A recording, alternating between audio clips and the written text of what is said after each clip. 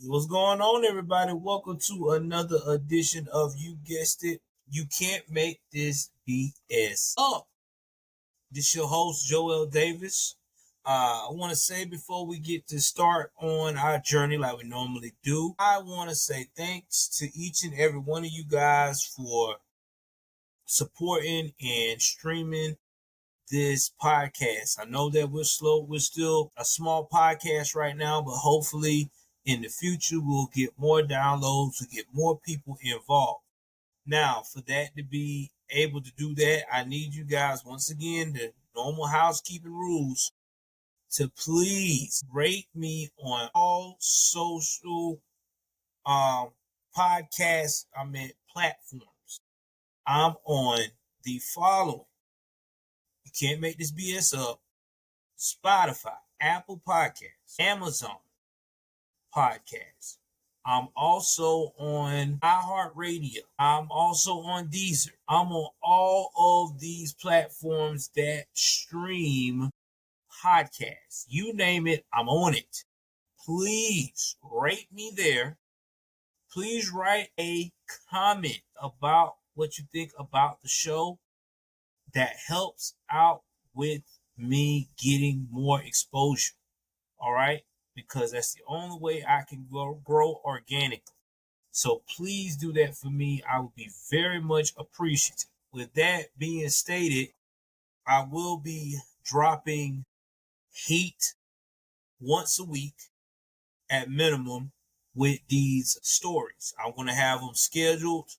And so that way you guys can be able to enjoy this all through the week. Now, if I get to the point where I've recorded an excessive amount, then I'll probably be dropping them more than once a week. You may get a double header in one day. I don't know. It's causing how much we can research and get these in the bank.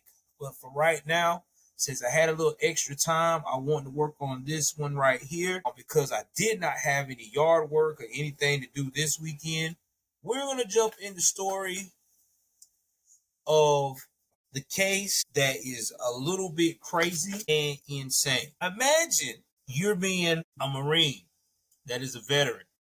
You served your country. You have married a woman that is supposed to be of the faith that you are in. You begin to have children with this person. You also find a pastor that arrives at your church that is not only charismatic, but is also very knowledgeable in the word. Y'all become real good friends. But what happens when your friend wants the life that you have? What happens when your idol become your rival? And how do you handle it when it gets to the point that it takes your life and changes the rest of your family's life upside down? Well, we're going to talk about this in this episode here with three of the players. First player is going to be Randy Stone. Randy Stone is our victim. The next player in this is going to be Teresa Stone, who is the victim's wife. And the perpetrator and murderer is going to be Pastor David Love. Former Pastor David Love. So, with that being started, let's jump into this. Randy and Teresa Stone had known each other practically their whole lives. And with that being stated, let me show you who they are. Let's put that on the screen right quick, guys. Because I don't want to just jump into something and you don't know who it is. So let's see. I'm going to share this. All right. So, as you see here, this is the lovely couple, Randy and Teresa Stone. Now, like I said, they had known each other practically their whole lives. They'd grown up together in the northeastern part of Kansas City, but they had lost contact.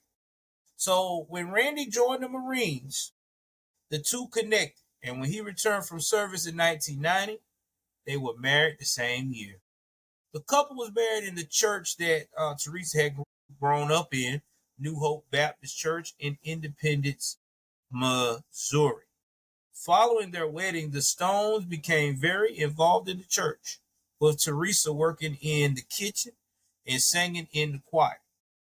Randy was an invested member of the church as well, but he truly became a devoted follower in 1999. That's when Pastor David Love came to New Hope Baptist Church. Now, let me show you this character here. Right, find him right here for you. And this right here is Pastor David Love. Now, here's the thing. All right. The reason why Randy became so enamored by David Love, Pastor David Love at the time, is because the man was articulate, the man was charismatic, and had a great deal of knowledge of the Bible and knew how to interpret the Bible in a way that would keep you engaged. And the women of the church found him attractive, especially, any of the female members, because when you are a minister like David Love, you have to come off with some type of charisma, some type of attraction to keep everyone engaged when you are supposed to be given the word. Kind of helps. So either way it goes, Randy and David became fast friends because of this. All right. I'm talking about best friends, to the point that Randy began serving as his financial officer at the church.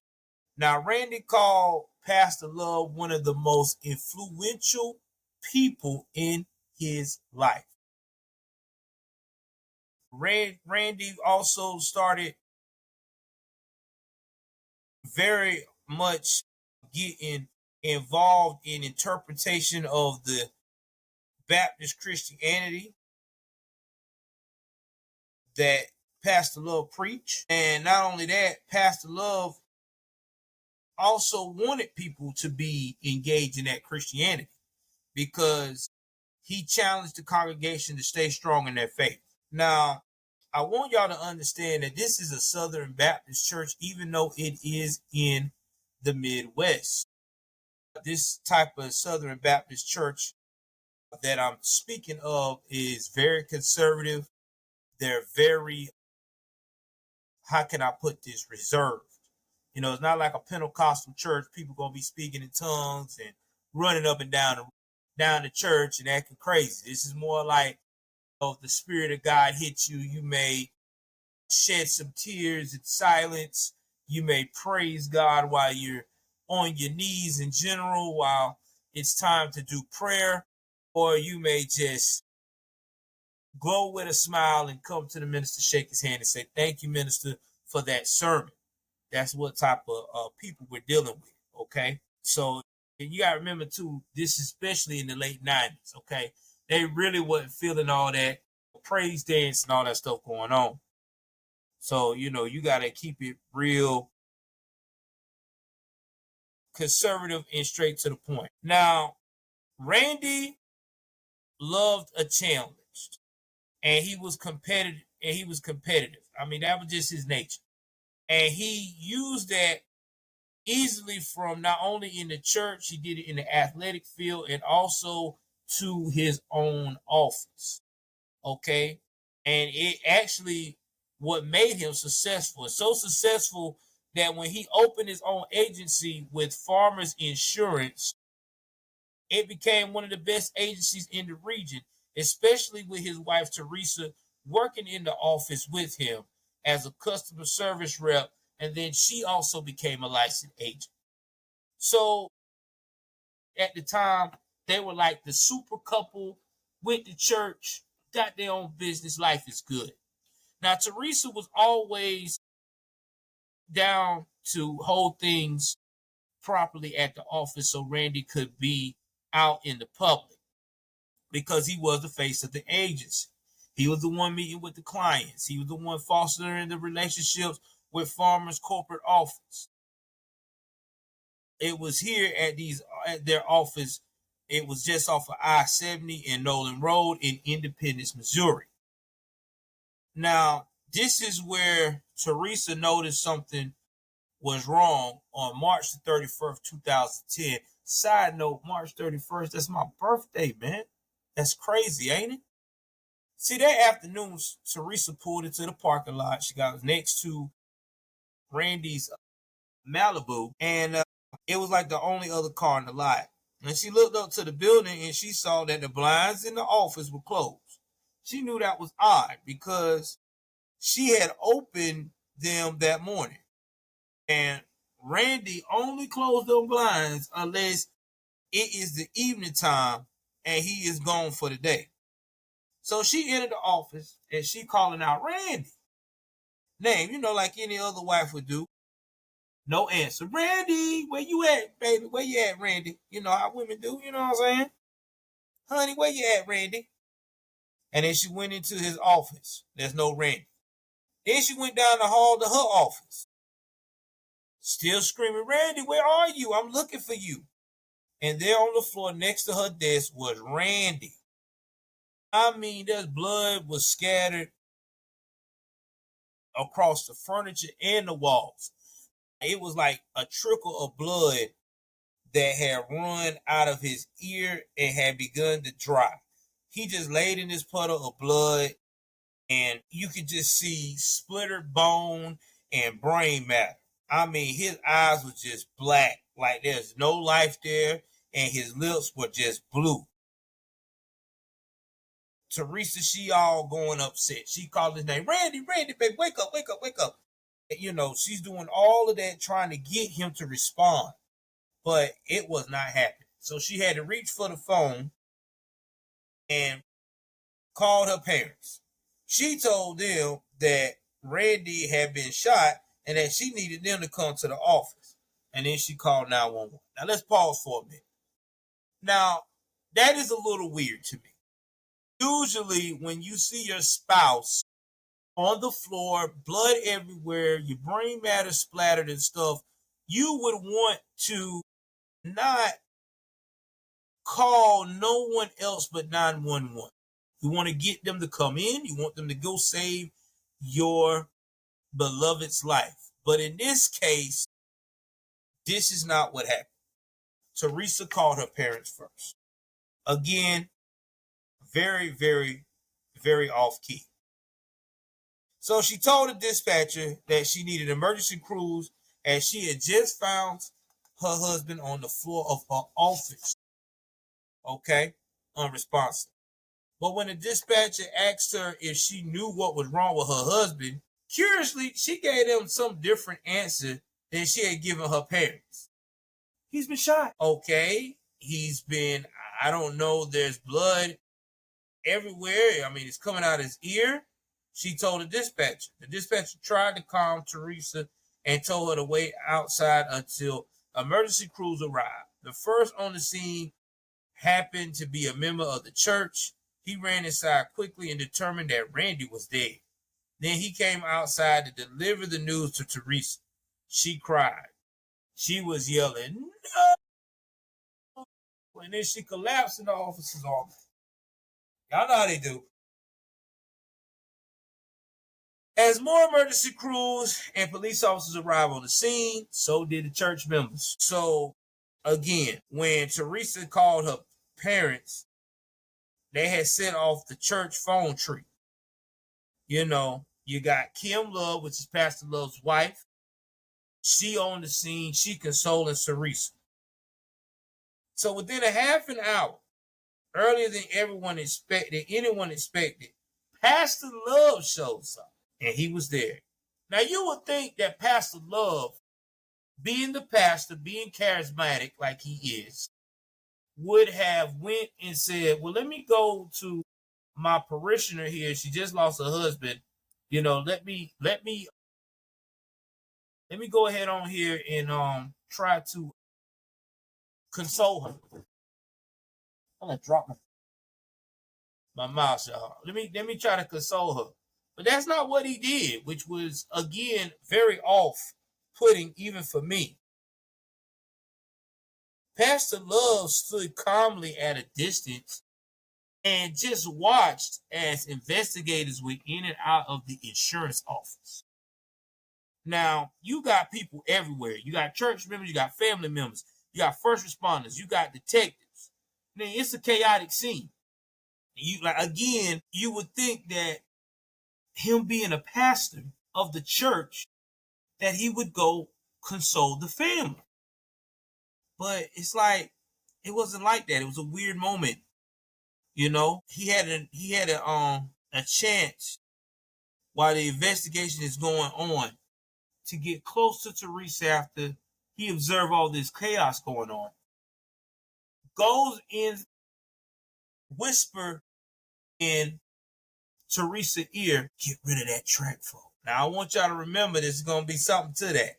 We're going to get there. So, and he also stated, if the police ask you about Randy's gun, tell them he sold it 3 months ago. This is the advice that came from the loving pastor while all the chaos is going on. So, Detective Keith Rosewood was the lead detective on this case. All right. And he felt a connection to Randy Stone almost immediately. Like Randy, Rosewood was a veteran, having served 20 years in the Army. It was an immediate kinship. And let me tell you about that.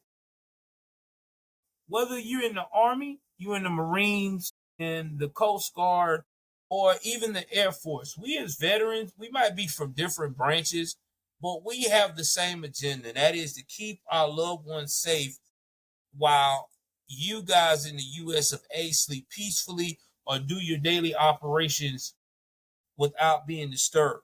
We're the ones on the front line, and we understand that. And everybody plays a role. You don't even have to be in the front line to see action or live fire. You could be someone that works in the personnel office, or you could be someone that's a cook, or you could be someone that just does logistics, as in making sure people got supplies and the things they need to go out and complete the mission. Your role is just as essential. So that's why we have that connection with our fellow military personnel. So don't think just because someone didn't see no live action or didn't do any spontaneous amount of tours to Iraq back to back that they are this weak, ineffective person in the military. They play their part. I promise you. I promise you. So, get it back to what I was saying. He saw that Randy's life was not so different than his own. And he had made a promise that he gonna solve this whodunit case for his military brother. A cursory glance of the office revealed something big to Detective Rosewood. Randy Stone knew and trusted his killer. See, there was no sign of a struggle at the office, not even a hint of a minor altercation. And the robbery was ruled out as a motive when there was over $150 in cash was found just sitting on a desk in one of the offices. Another side note, you gotta remember this is in the 2010s. People are not really using Cash App and their debit cards like that. You still got people still doing things with cash and having cash on them or in their person. So it is a lot different than what it is today, where everybody is got everything digitalized. You got digital currency. So Randy wallet was still in his pocket. A random shooting in a small office on the busiest stretch of road in Independence didn't seem like a likely alternative to the detective either. No, this was a targeted attack. What a missed opportunity to say that this was personal. Now, detectives found a gun at the office, right? But it didn't match the spent shell casing found next to Randy's body. See, the gun they found was a 38 caliber Ruger, while the shell casing belonged to a larger gun, a 40 caliber Glock. While investigators were still at the office looking for clues, two detectives sat down with Teresa Stone at police headquarters to go over what happened that day. To see if she had any insight into who could have wanted to possibly kill her husband. And she was like, could I get away for a second?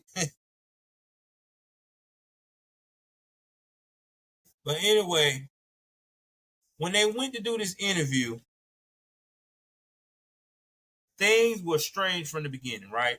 So when detectives asked Teresa if she could account for her whereabouts that day during the time that Randy was shot, she could, down to the minute. And she had the receipts to prove it. All right, that's already a red flag. When you are being interrogated by the police, you never give them more than what they didn't ask for. If they say, hey, I need proof that you was in those places, then I can see you, possibly having some receipts. But if they ain't asked for that, don't be volunteering it, because right now you already making yourself look suspect. Then she was like, well, I was at the gas station. I left there at 10:14, and here's my receipt for that. And then I went to Marshall's. I was there until 11:47. You see what I'm getting with this? This is not looking good so far. And so detectives are like, okay, no one on this planet is not just going to come out here and just start busting out and detailing their time like this and passing out receipts. It seemed like to them that she was trying to create an alibi. And that's when detectives asked Teresa about the gun they found in the office. They asked her if it was the only gun that Randy owned. And she said, yeah, she was pretty sure it was the only one he had.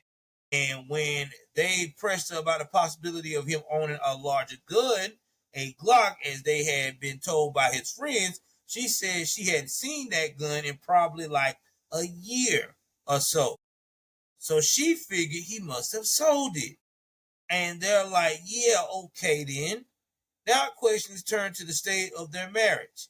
And that's when Teresa told the detectives money had been tight recently because they made investments in the business to grow it, but their relationship was strong and their marriage was better than ever. Oh, we about to get to that soon, guys. Stay tuned about that marriage. They were very much in love. So that's when the detectives brought up about a letter they found, torn up into 9 pieces in the bottom of the trash can at the office. It was a love letter written to Teresa on her birthday. So that was like, okay, who would write love letters on their birthday unless it's like your spouse, right? Because, maybe your spouse might have wanted to make it a special occasion or make it a little bit more personal, right? Well, there's one problem with that. The detectives was like comparing notes and the handwriting of Randy at the time, I guess with paperwork he already had done in that office, and the writing on that paper, and it was nowhere near the type of handwriting that matched it Randy, her husband. So that's when the police was like pressed her about it, and she's like, "Oh, I don't have no idea what you're talking about. I don't know about no letter on no letter." That was what she told the investigators. So that was then they said, you hold tight right here. And so while they got her sitting in tight, right, this woman squirming. Like she is like really not really nervous. And that's when they got her on video saying, oh, great. I forgot about that. So they give her a copy of this letter and they said, that thing. And they get it on tape, right? And well, when they come back in and they have a photocopy of this letter and that they now pieced it back together. So they, was like, see what she's gonna say. She glanced over it real quickly, and then that's when she come up with this story about it must have been for my secret admirer. I forgot about that. It was left in my car, and I brought it into my office, and then I turned around and I saw it again. And I just tore it up because I didn't want my husband to find out and think that something was going on. Okay, right, yeah. So the detective was like, well, let her leave the day with, the civil hope that they believed her secret admirer line. And, and I'm going to give you a snippet of what the letter had said. Okay. It says, "Happy birthday. Love," in all caps. "You are very precious to my heart. I care for you more than anyone on earth. I'm not in control of things yet, but when we are fully together, your birthday will always be exciting, full of surprises, romantic, and all about loving you. You are the center of my world. I praise you. I adore you. I'm blessed by you. I need you. I love you. I remember 9 years ago telling you I had something for you in my office. It was me. I wanted to give you me, that kiss you took, and then you gave me one back. I felt like it was my birthday." Meanwhile, while they had let her go, trying to figure this thing out and everything, but detectives have believed that they had uncovered the secret that Teresa Stone was hiding, that everyone else had informed them about, that there was a long rumored affair slash open secret at New Hope Baptist Church, that they believed the author of that love letter was no other than David Love. That's right. It was an open secret. Now, over the next couple of weeks, detectives focused their effort on finding proof of the affair they believed was going on between David and Teresa. And this rumors of this affair was all over the place throughout the church. Again, open secret. I mean, everybody was talking about it. I mean, you can't hide it for 9 years. Now, the police started thinking, okay, Randy had this 45 Glock. Apparently, Teresa does not know where it's at, right? She said she ain't seen it in a year or some change. Police was like, but he got this 38 that's a smaller caliber in his office. Now, I think that they started to think that somehow, some way, David Love had access to his best friend slash most loyal parishioner, Randy Stone's gun. Okay? Now, they also started thinking that maybe this is what David might have used to kill Randy. But they needed to know how to prove how Teresa was tied up in this plot, because they knew, okay, Teresa involved in this. All right, no way we cannot get this type of situation with the good pastor to execute something this devious unless someone else close to Randy put it in motion. And it had to be the wife, because everyone's talking about this alleged affair that's been going on for 9 years. 9 years, long time to be getting all cozy with the dog. Actually, 10 years. Let me rephrase that: 10 years, because at that time it's 10 years. 10 years. My apologies. Let me correct that. So at this time, Randy's funeral was held at New Hope, with the pastor Love delivering a heartfelt eulogy to his longtime best friend. Man, oh man. You know what they say? Keep your enemies close, but your friends close. Boy, I tell you, it's disgusting, man. It's crazy. Now, some of his eulogy part was we weep not just because of the separation of our loved one, but because of the questions that death brings. Questions like why? Why him? Why not? And that's what he answered. So after that service and stuff, it was the things that Teresa had done in like the day of the murder that originally had detectives casting suspicion on her actual role in the murder, possibly of her husband.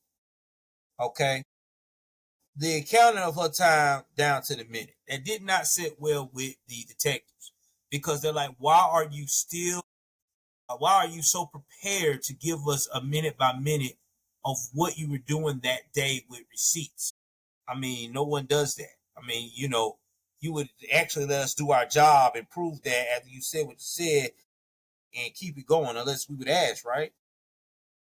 Then they looked at the call records that she had told her parents Randy had been shot and didn't say that to the dispatcher. And then it was what she wasn't doing after the murder, that caused suspicion to grow.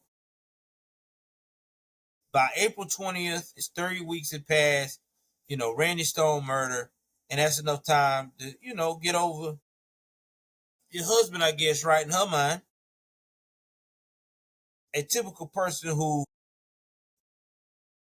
what I'm saying, had a spouse that was murdered, I don't think they'll be trying to move on in 3 weeks. They're going to be probably calling the detectives every day, multiple times a day, offer them tips, asking them if they had any leads, like follow-ups in those 3 weeks. She ain't called no detectives at all. It was like she didn't want this murder to be solved. So the detectives like, okay, that's another thing we got to watch. So again, she's all in their crosshairs. So they're working on this case. They piecing together this theory about this affair. They're gathering evidence. And, finally, they're like, we're going to have to bring her in one more time and take a crack at her.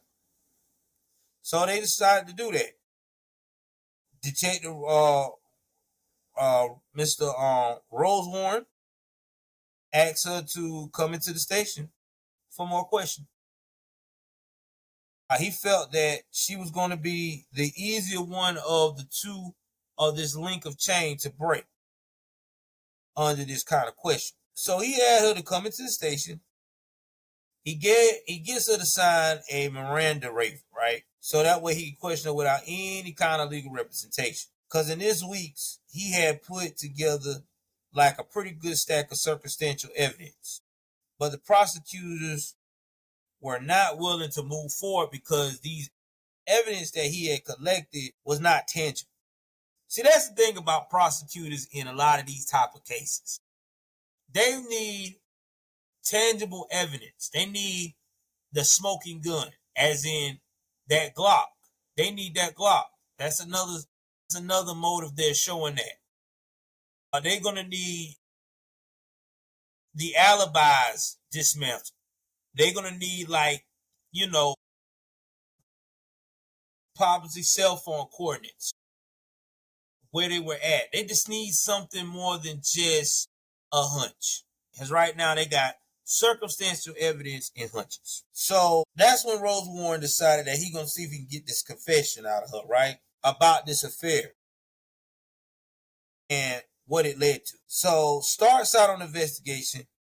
He goes and refocuses right back on that love letter. Now he was like, Teresa, if what you saying is true, if this was written by someone that was infatuated with you, and we need to know who that is so we can rule them out as a suspect. But, Teresa like, I don't know who that is. I mean, it was a secret admirer. I was like, it was literally left in the parking lot while I was, doing my usual and going to work. I don't know who put that there. I mean, I don't know. Okay. So keep pushing hard. He started talking about quotes from the letter. Things like, I praise you. I adore you. I'm blessed by you, Teresa. He said, this sounds like Christian verbiage, like someone that goes to church, Teresa. Did David Love write these letters? And that's when she's like, all right. I mean, he was like, I mean, it says we kissed. Yeah, come on. And that was it. Teresa Stone cracked it and said yes. She admitted he wrote the letters. And then she spilled all the details about how they've been having an affair for almost 10 years. See, it had started out as meeting, like once or twice a week, for counseling. That's how it started out with, right? Spiritual counseling. Then it turned from spiritual counseling to sex. And then it escalated to where they were having sexual relations 2 and 3 times a day. And then, she had to keep up faces with the husband at home. You know what I'm saying? And I guess it was exhausting. So then she also talked about the the sex was getting so excessive between her and David. And then, she's also taking care of the husband in between. That in 2005, she definitely knew that she was carrying David's child. So what she did was she revealed, after she knew for sure she was pregnant, she, I guess, talked it over with David. David Love was like, we can't get this out. I'm the pastor. They find out I'm having a baby out of wedlock and adultery. Man, I'm done. This church kicked me out faster than I can say hello. Listen, just go and tell your husband that it's his. Now, that's the problem. See, Randy had went and got a vasectomy because he just didn't want any more kids after he had the kids he had with his wife, Teresa, and his previous relationship. I would say marriage, but relationship. So he was like, yo, I ain't want no more kids, man. I'm good. So Teresa just told him, like, yo, I'm pregnant. It gotta be yours. I ain't being with nobody else. So it's always that 3% to 1 to 3% chance that a man can get a vasectomy, and it can still you can still be able to shoot a live round. So I guess Randy took the faith and was like, I feel like my wife, it's got to be a sign of God. I'm going to stick by, and, we're going to go ahead on and we're going to prepare for the baby. But she lost the baby. Now, we're going to stop right here because this is a very long case, because I got to go through a lot of stuff with this case, because it's going to probably be a 2-part series. The next part of this series, we're going to talk about how the police zero in even more on Teresa to make her break and tell everything about the plot. How David Love, Pastor David Love, not only gets wrapped up into the part, but also does a shocking move before he faces the consequences from his congregation from getting kicked out of the church for all of his dirty secrets. And then we will also go into the aftermath of the trial, the sentencing, and where all the players that are alive are now. So again, tune in. Tell me what y'all think. Please drop your comments on this one. Tell me what you think about it and everything else. I appreciate you guys. Do me a favor. Again, please rate the episodes and the actual show. It helps us out tremendously to get further out there. Now, I really need y'all help on that. I love you guys. Until then, y'all know what it is. I'm out.